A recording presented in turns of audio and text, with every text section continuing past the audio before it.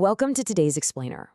I want you to just clear your mind for a second. If you can, maybe even lower the lights in the room.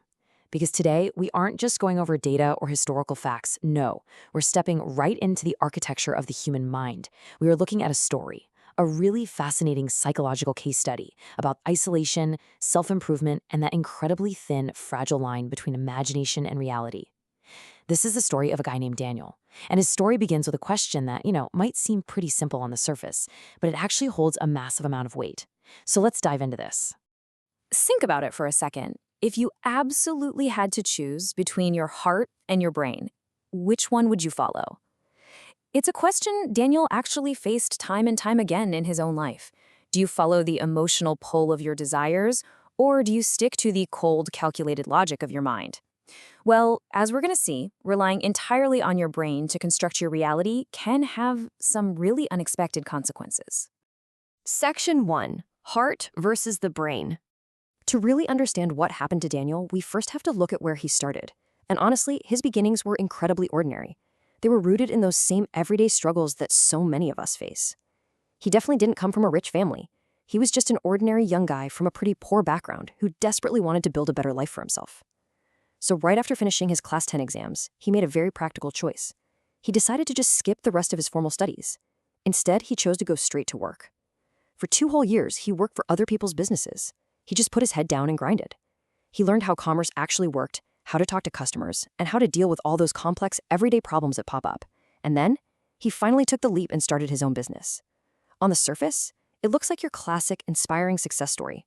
But beneath the surface, Outwardly, Daniel's reality was completely grounded in hard work, customer communication, and practical business building. But inwardly, his mind was a totally different story. Daniel was an incredibly thoughtful person. Actually, scratch that. He was probably way too thoughtful. He was plagued by relentless, deep overthinking. He overthought literally everything. And to cope with that massive volume of thoughts running through his head, he developed a little habit. He started talking to himself. Now, at first, it was nothing unusual. It was just, muttering about his plans, his daily problems, the things he wanted to improve. Stuff we all do, right?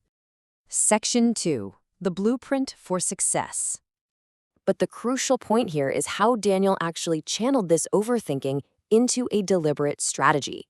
He approached his mind the exact same way he approached his business, as something to be optimized and maximized for peak performance. Like a lot of ambitious young entrepreneurs out there, Daniel consumed a ton of self-improvement content, and one specific piece of advice stuck with him deeply. If you want to become someone, start thinking like that person. It's standard productivity advice, isn't it? Fake it till you make it, visualize your success. But Daniel didn't just casually adopt this mantra. He took this idea incredibly seriously. It literally became the foundation of his entire psychological architecture. He started systematically conditioning his mind. First, he'd talk out loud about his plans and problems. Then, he started to actively imagine his ideal, successful self, the person he desperately wanted to become. But eventually, this evolved into having full-blown, out-loud conversations with this imagined person. He would talk to himself as if this better, smarter, much stronger version of Daniel was sitting right beside him. And the crazy thing is, he didn't think there was anything wrong with this coping mechanism. To him, this wasn't strange at all. He genuinely believed he was simply and effectively training his mind. And you know what the most fascinating part of all this is? This mental conditioning actually seemed to work flawlessly. The results totally spoke for themselves.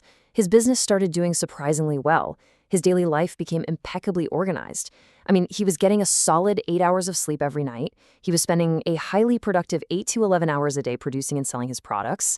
And, very importantly, he maintained this perfect work-life balance, always making sure to carve out time for himself to go to a local park, sit alone, enjoy the view, feel the wind, and just think.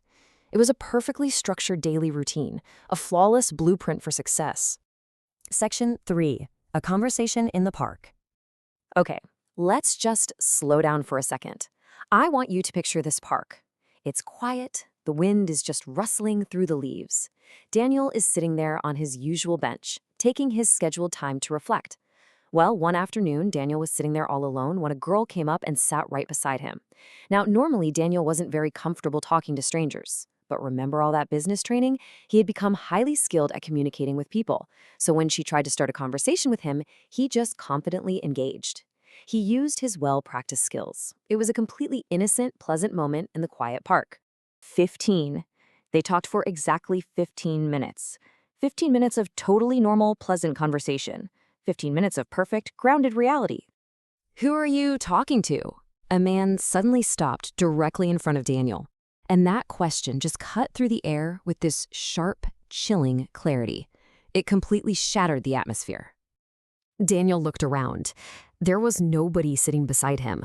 The girl was gone. Daniel just froze. For a few agonizing seconds, his brain literally couldn't process the input. He couldn't understand what was happening. He stared in absolute panic at the empty space beside him on the bench. The man looking down at him asked, "Are you okay, buddy?" And in this desperate attempt to grasp at reality, Daniel's hand just flew up, quickly touching his ear, pretending to the stranger, and honestly probably to himself, that he was wearing Bluetooth earbuds, that he was just on a phone call. But he wasn't wearing anything. The man noticed immediately. "You're not talking to anyone," he said, "and you don't even have Bluetooth earbuds." Daniel stood there completely still, his entire reality crumbling beneath him. I'm talking to myself," Daniel mumbled.